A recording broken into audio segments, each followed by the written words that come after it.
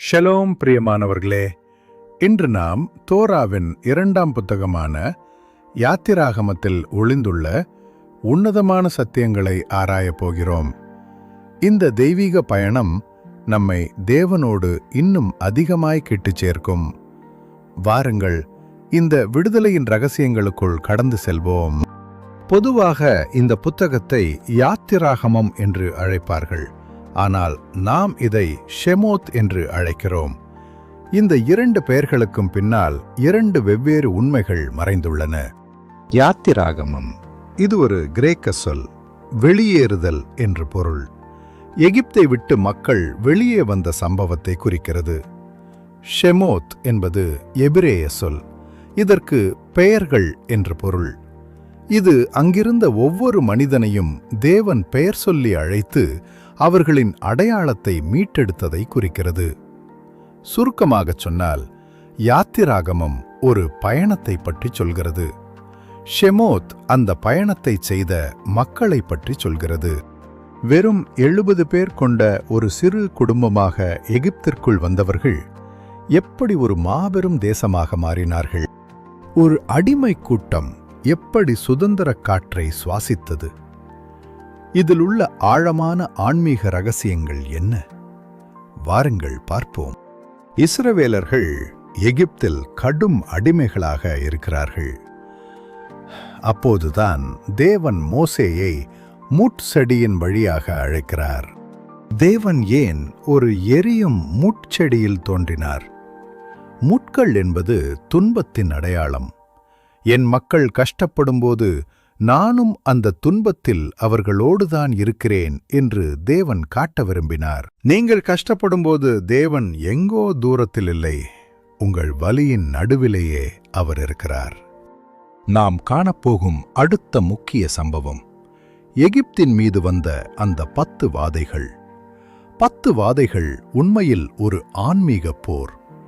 எகிப்தியர்கள் எதையெல்லாம் கடவுளாக நினைத்தார்களோ தேவன் அவற்றையே அவர்களுக்கு வாதையாக மாற்றினார். உலகத்தில் எதைக் காட்டிலும் தேவனே பெரியவர் என்பதை நிரூபிக்கவே இந்த வாதைகள் வந்தன. இதன் ஆழமான பொருள் இதுதான்: படைப்பாளி பெரியவர். இயற்கையை தெய்வமாக வணங்கியவர்களுக்கு அதை உருவாக்கிய தேவனே மேலானவர் என்பதை இது காட்டியது. உதாரணமாக, எகிப்தின் பெரிய தெய்வமான சூரியனையே இருளாக்கியதன் மூலம் எந்த இருளையும் ஆளுகை செய்யும் அதிகாரம் தேவனுக்கு உண்டு என்பது நிரூபணமானது. இதுதான் இந்த வீடியோவின் மிக முக்கியமான பகுதி. பஸ்கா. இந்த சொல்லுக்கு யூத பாரம்பரியத்தில் 3 உன்னதமான அர்த்தங்கள் உள்ளன. அதில் மிக முக்கியமான முதலாவது பொருளான கடந்து போகுதல் என்பதை பற்றி மட்டும் இப்போது காண்போம். கடந்து போகுதல் என்பது அது நம்முடைய பழைய சுபாவங்களை கடந்து, பயங்களை கடந்து, நம்முடைய ஈகோவை கடந்து, கடவுளின் முழுமையான பாதுகாப்பிற்குள் நாம் நுழையும் ஒரு உன்னதமான தெய்வீக பயணம். தேவன் உங்களை தாண்டி போகவில்லை. ஒரு தாய் பறவை தன் குஞ்சுகளை காப்பது போல அவரே உங்கள் வாசலில் பாதுகாப்பு அரணாக தங்கி நின்றார். இது நம்முடைய வாழ்க்கையில் தர்க்க ரீதியான காரணங்களுக்கு அப்பாற்பட்ட ஒரு திடீர் மாற்றத்தை குறிக்கிறது. புளிப்பில்லாத அப்பம் என்பது நம் மனதிலுள்ள அகங்காரத்தை குறிக்கும். அகந்தை வர்சஸ் தாழ்மை. மாவை உப்பச் செய்யும் புளிப்பு நம் கர்வத்தை குறிக்கிறது. புளிப்பில்லாத தட்டையான அப்பம் என்பது தாழ்மையின் அடையாளம்.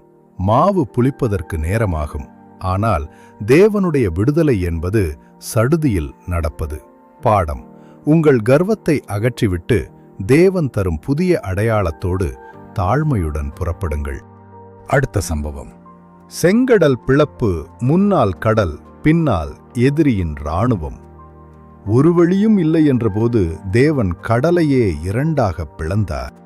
விசுவாசத்துடன் நீங்கள் ஒரு அடி எடுத்து வைத்தால் தேவன் இல்லாத வழியையும் உருவாக்குவார். அடுத்ததாக வனாந்தரத்தில் பசி வந்தபோது மன்னா தந்தார். அதாவது யூத ஞானிகளின்படி மன்னா என்பது வெறும் உணவு அல்ல, அது ஒரு ஆன்மீக பயிற்சி. ஒரு வாரத்திற்கு தேவையான உணவை அவர் ஒரே நாளில் தரவில்லை. ஒவ்வொரு நாளும் காலையில் தேவன் அதை தந்தார். நாளைக்கு என்ன நடக்கும் என்ற கவலையை நீக்கி, இன்று தேவன் என்னை கவனிப்பார் என்ற நம்பிக்கையை நமக்குள் வளர்க்கவே மன்னா தரப்பட்டது. அடுத்ததாக 10 கற்பனைகள். சீனாய் மலையில்தான் 10 கற்பனைகள் வழங்கப்பட்டன. யூத மதத்தின்படி இது தேவன் தன் மக்களுடன் செய்து கொண்ட ஒரு திருமணம் போன்றது. இந்த கட்டளைகள் நம்மை அடிமைப்படுத்த அல்ல, ஒரு நேர்மையான மற்றும் மகிழ்ச்சியான வாழ்க்கையை நாம் வாழ்வதற்காக கொடுக்கப்பட்ட வாழ்க்கை வரைபடம். புத்தகத்தின் இறுதியில் தேவன் தங்குவதற்கு ஒரு கூடாரத்தை அமைக்கச் சொல்கிறார். பிரபஞ்சத்தையே படைத்த தேவன் ஏன் ஒரு கூடாரத்தில் தங்க வேண்டும்? அவர் உங்களுடன் மிக நெருக்கமாக வாழ விரும்புகிறார் என்பதே இதன் பொருள். யாத்திராகமம் முடிக்கும்போது தேவனுடைய மகிமை அந்த கூடாரத்தை நிரப்பியது. அதாவது அடிமைகளாக இருந்த மக்கள் இப்போது தேவனுடைய பிரசன்னத்தை தாங்கும் ஒரு புனித தேசமாக மாறிவிட்டார்கள். யாத்திராகமம் என்பது ஒரு பழைய கதை மட்டுமல்ல, அது நம் ஒவ்வொருவருடைய வாழ்க்கையிலும் நடக்க வேண்டிய மாற்றம். நம் உள்ளத்தில் இருக்கும் எகிப்து என்ற கெட்ட பழக்கங்களை விட்டு வெளியேறினால் தேவன் நம் இதயத்தையே கூடாரமாக மாற்றி அங்கு தங்குவார். பிரியமானோர்களே, இந்த வீடியோ உங்களுக்கு பிடித்திருந்தால் லைக் செய்து உங்கள் நண்பர்களுக்கும் பகிர்ந்து கொள்ளுங்கள். மீண்டும் அடுத்த வீடியோவில் சந்திப்போம். தேவன் உங்களை ஆசீர்வதிப்பாராக.